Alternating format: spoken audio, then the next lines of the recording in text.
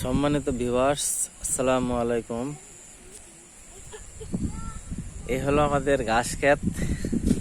গরু পালন করার জন্য আমরা এই ঘাস ক্ষেতটি করছি। দেখেন,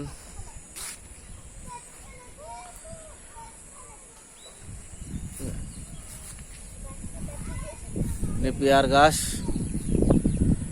নেপিয়ার অনেক ধরনের আছে, কি নেপিয়ার এটা সঠিক জানি না। একজনের কাছ থেকে কাটিং নিয়ে লাগিয়েছিলাম, আলহামদুলিল্লাহ মোটামুটি ভালো হয়েছে।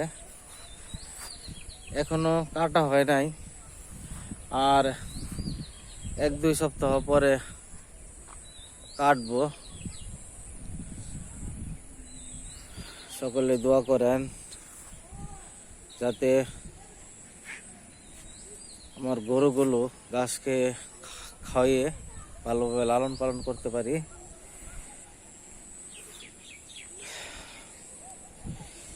আজকের মতো এখানে শেষ। সকলে ভালো থাকবেন। আসসালামু আলাইকুম।